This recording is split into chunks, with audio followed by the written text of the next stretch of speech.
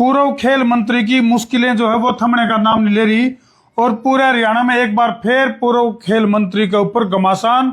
और आखिर क्या होगा समाधान, तरतीब बता दे भाई। 26 दिसंबर 2022 को खेल मंत्री संदीप सिंह के ऊपर आरोप लगे थे यौन उत्पीड़न के। बिल्कुल, महिला कोच ने जो है यौन उत्पीड़न के आरोप लगाए थे। इस पूरे मामले में जांच के बाद 31 दिसंबर की रात 11 बजे सेक्टर 26 थाने में संदीप सिंह के खिलाफ आईपीसी की धारा 342, 354, 354A, 354B और 506 के तहत मुकदमा दर्ज किया गया था। तो ईब घमासान किस बात का हो गया राजू भाई, ईब मामला क्या हो गया? थोड़ा सा समझा दें आदर्श का ना। इसमें ये जो धाराएं हैं, इसमें क्या है कि किसी महिला से छेड़छाड़, गलत तरीके से उसको कैद करना, आपराधिक धमकी देना, किसी महिला की गरिमा को ठेस पहुंचाना, ये सब चीजें इसमें है जी इन धाराओं में। किसी महिला के गलत ठेस हाव भाव या कृत्य का इस्तेमाल करना, इनकी महिला के प्रति जो इस मामला में राजू भाई एक बात बता दें दर्शकन है कि जो सोनिया दुहन है वो भी सुर्खियां में आई थी क्योंकि उसने बहुत ज्यादा विरोध,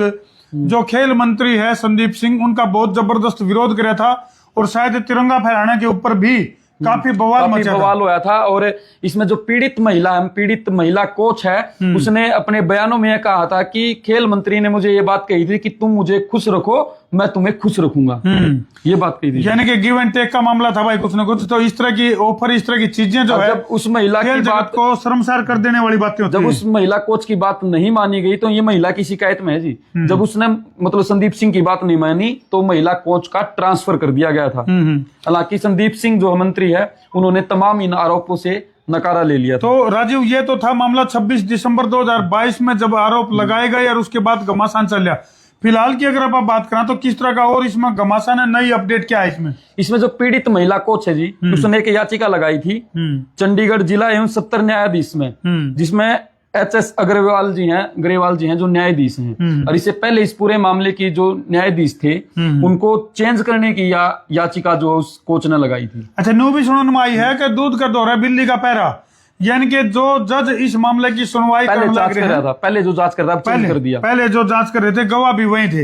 इस तरह का पीड़िता ने आरोप लगाया कि जो न्यायाधीश था उसके प्रति पक्षपाती था, यानी कि उसके लिए अच्छे से काम नहीं कर रहा था। अपनी याचिका में पीड़िता ने यह भी कहा कि जज ने उसे केस की फाइल तक नहीं देखने दी। अच्छा, जज पहले वाला जज था, उसे CRPC की धारा जो 164 के तहत बयान होते हैं जी, उसकी कॉपी भी नहीं दी गई। ये महिला के आरोप जज के ऊपर भी हैं, यानी कि खुद के बयान की कॉपी जो है वो भी नहीं दी उस महिला को, उसको नहीं दी। इसके अलावा ये जो जज था ये खुद इस केस की सुनवाई कर रहा था, जबकि वे खुद एक गवाह की सूची में शामिल थे। ले भाई, बहुत बड़ी बात है।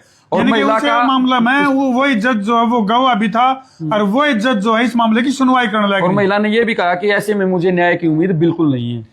तो मामला काफी गोलमाल है भाई। सामने क्या लगा है, पूर्व मंत्री संदीप सिंह के ऊपर जो आरोप लग रहे हैं उस मामले में किस तरह की स्थिति चल रही है और न्यायालय की तरफ से जिस तरह की चीजें चल रही हैं और महिला कोच के द्वारा बार बार यह बात कही जाने लग रही है अगर मन लगता नहीं, अगर मेरे को न्याय की उम्मीद को नहीं, थोड़ा सा बहुत बड़ी बात। थोड़ा सा और बता देते हैं इस मामले में। इस मामले की जो पहले जांच कर रहे थे अतिरिक्त मुख्य न्यायिक मजिस्ट्रेट यानी कि ACJM राहुल गर्ग इस मामले की सुनवाई कर रहे थे, जो पीड़िता के बयान दर्ज कराने के चरण तक इस पूरे मामले को लेकर जा चुके थे। हालांकि सुनवाई से एक दिन पहले 30 जनवरी को जूनियर महिला कोच ने अपने वकील समीर सेठी के माध्यम से एक आवेदन दायर किया था, यानी कि याचिका दायर की थी। उसमें महिला ने यह बताया कि ACJM जो है उनका स्वयं का नाम जो है अभियोजन पक्ष के गवाहों की सूची में शामिल है।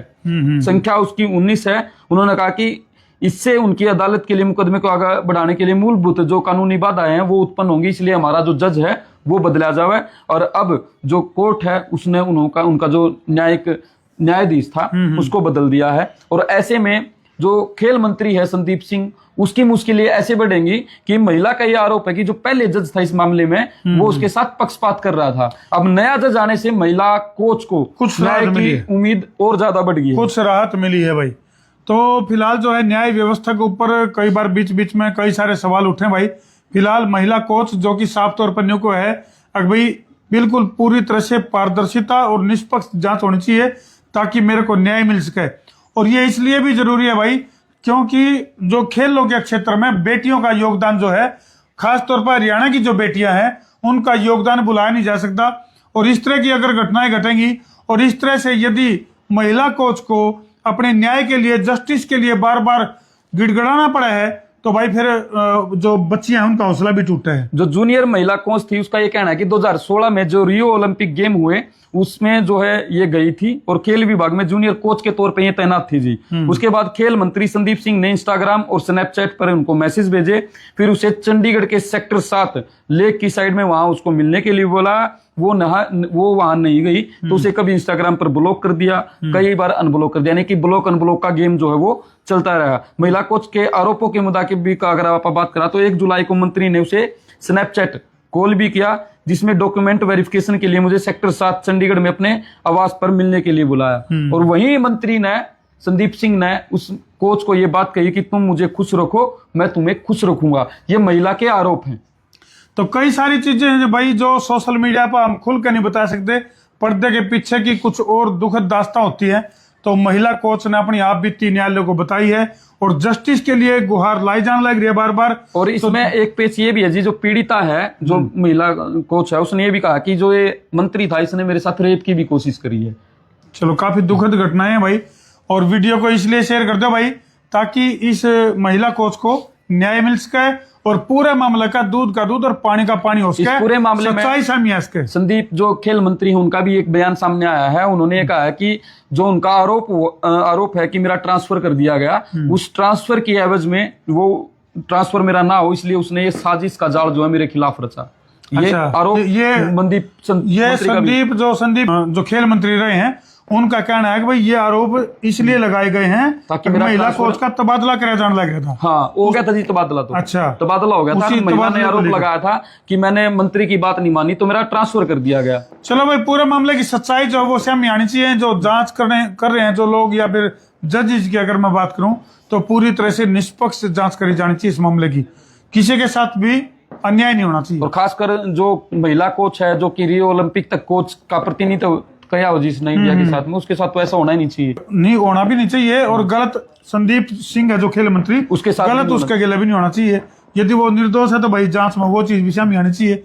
लेकिन वही बात है, बोले आग धुआं वही होता है जहाँ आग होती है, बोले दया कुछ तो गड़बड़ है। तो तमने के लगे कमेंट सेक्शन में जरूर लिख दियो और वीडियो ने इसलिए शेयर कर दो भाई ताकि पूरा मामला का दूध और पानी का पानी हो, निष्पक्ष जांच हो, दोषी को बख्शा नहीं जाए और ना हाँ दोषी को बख्शा नहीं जाना चाहिए, निर्दोष फंसना चाहिए। कर दो शेयर। मैं हूं आपका अपना देसी पत्रकार धर्मू।